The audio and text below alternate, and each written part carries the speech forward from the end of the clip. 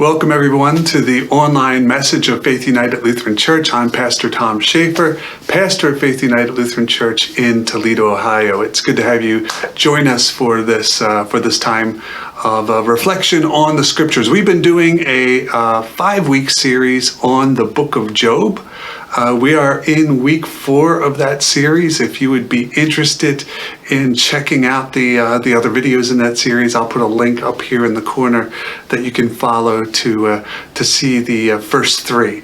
But let's go ahead and get started with our message for today. And I think most of us have probably heard of the saying that he thinks the world revolves around him. And the meaning, of course, of that is that when someone thinks that they're more important than they are, when a person thinks they play a much more central role to something happening around them than they actually do. And when someone acts that way, we say, oh, they think the world revolves around them. In a way, it kind of goes back to Galileo, 17th century.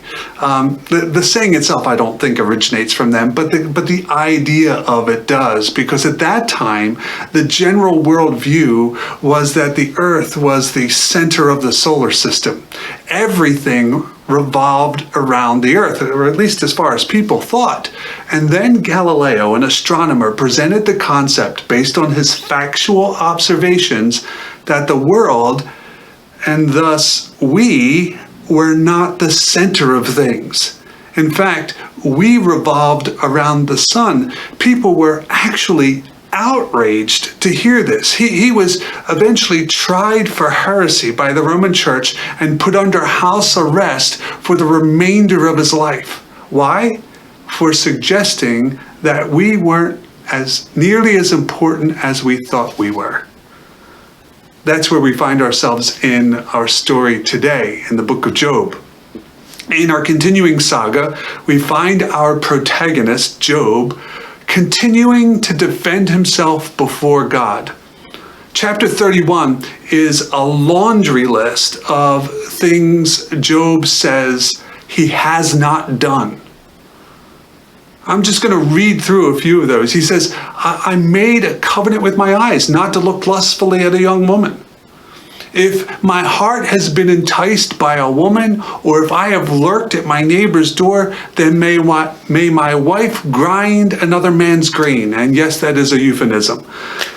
If I have denied the desires of the poor, or let the eyes of the widow grow weary, if I have seen anyone perishing for lack of clothing, or the needy without garments, if I have rejoiced at my enemy's misfortune or gloated over the trouble that came to him, if I have concealed my sin as people do by hiding guilt in my heart, Job goes on and on trying to prove his innocence. And in trying to prove his innocence, Job actually shows what he's guilty of. He is guilty of thinking that this whole story revolves around him. That he is the most important character in the story.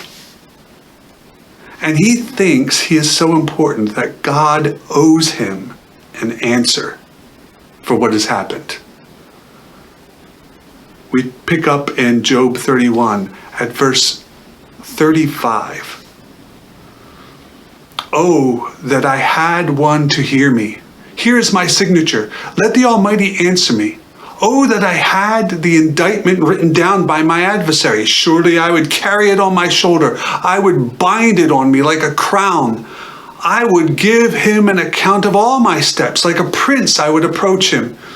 Job says, if I had a written account of what I was accused of, I would love that. I would carry it with me. I would strut up to God like royalty and once and for all show God how blameless I am. I mean, Job is a wee bit full of himself here. And that is what God is about to show him. Chapter 38, verse 1. Then the Lord answered Job out of the whirlwind. Who is it that darkens counsel by words without knowledge? Gird up your loins like a man. I will question you, and you shall declare to me. So Job wants to strut up to God, wants to strut up to the judgment seat and present his case. Well, be careful what you wish for, because God is about to cross-examine Job. Verse 4. Where were you? This is God speaking. Where were you when I laid the foundation of the earth? Tell me if you have understanding. Who determined its measurements? Surely you know. Or who stretched the line upon it? On what were its bases sunk? Or who laid its cornerstone? When the morning stars sang together and all the heavenly beings shouted for joy, God says to Job, so you want to question my decisions? You think you have a better understanding of things than I do? You're going to explain to me why you are right? So tell me then, how would have you created this world?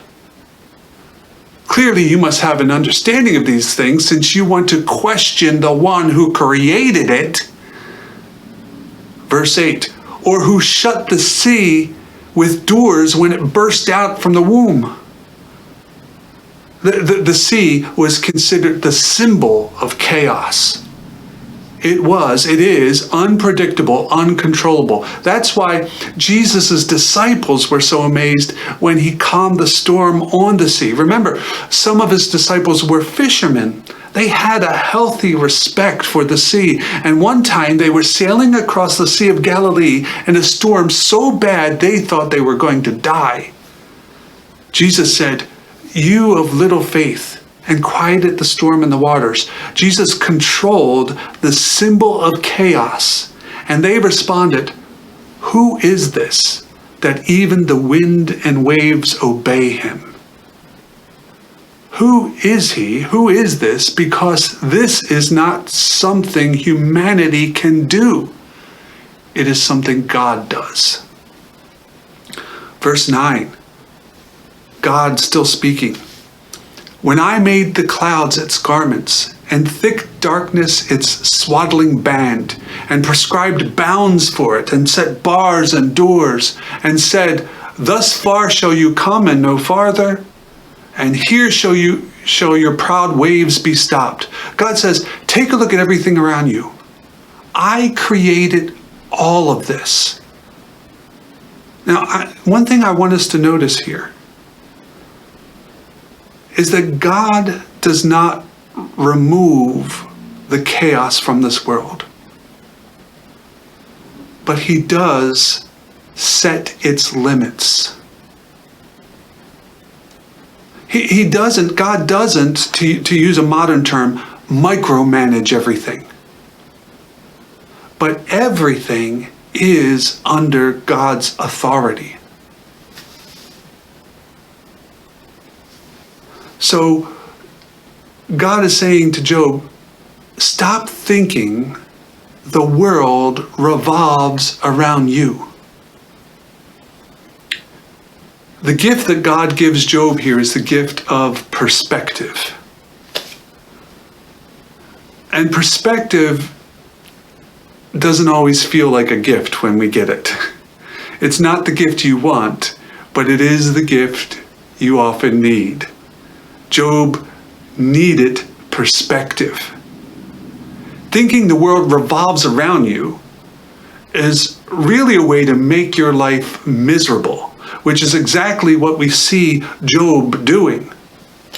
When you are given the clarity of your true position in life, it can actually be freeing. You can stop being defensive. When you think the world revolves around you, you fear that everyone is analyzing everything that you say and do. Guess what? People got their own lives and own things they're working through. When you have that perspective, you can stop being so self-critical. Because when you think the world revolves around you, every decision, every choice, every step of your life can become paralyzing. You think you can bring your whole life and the lives of those around you down by your actions. Fact is, you don't have that kind of power. When you have perspective, you can stop trying to control everything. Because guess what? You can't control the chaos. Trying to control everything is exhausting. God allows Job to see the world through God's eyes to give him perspective. Well, what might we learn from all of this? What steps might we take to apply this lesson to our lives? The first step, and really the second step is linked together with this one, but the first step is you have to accept there is a God. That there is someone that is more powerful, more in control, that is at the center of things, and it isn't you. And that's the second step. So step one, accept that there is a God. Step two, realize that it isn't you. And then the third step. The third step is the real step of faith. Surrender. Surrender your control to the one who is really at the center of everything.